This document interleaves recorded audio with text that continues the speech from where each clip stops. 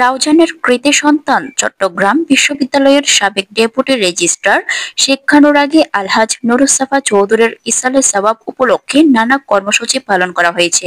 শুক্রবার ৪ জুলাই রাউজান পৌরসভার ২ নং ওয়ার্ড মোবারক্কিল বখতিয়ার উকিল বাড়িতে তার পরিবারের পক্ষ থেকে দোয়া মাহফিল, চট্টগ্রামের ঐতিহ্যবাহী মেজবানের আয়োজন, কবর জিয়ারত সহ নানা কর্মসূচি পালন করা হয়। অতিথি ছিলেন বিএনপির কেন্দ্রীয় ভাইস চেয়ারম্যান সাবেক সংসদ সদস্য আলহাজ গিয়াস উদ্দিন কাদের চৌধুরী, চট্টগ্রাম বিশ্ববিদ্যালয়ের সাবেক অধ্যাপক ডক্টর গোলাম মহিউদ্দিন, উত্তর জেলা বিএনপির নির্বাহী সদস্য আবু জাফর চৌধুরী, উত্তর জেলা যুবদলের সহ সভাপতি সাবের সুলতান কাজল, সহ সভাপতি মোজাম্মেল হক, পৌর যুবদলের সদস্য সচিব শাহজাহান শাহিল, ছাত্রনেতা লিমন চৌধুরী বাপ্পা, স্বেচ্ছাসেবক দল নেতা নেজাম উদ্দিন, ব্যবসায়ী সালাউদ্দিন, যুব নেতা রিয়াজ উদ্দিন চৌধুরী, গহিরা কলেজ ছাত্রদলের সাবেক আহ্বায়ক নিজাম উদ্দিন চৌধুরী, এছাড়া স্কুল কলেজ মাদ্রাসার শিক্ষক শিক্ষার্থী, উলামায়ে কেরামগণ, রাজনৈতিক ও সামাজিক সংগঠনের নেতৃবৃন্দ সহ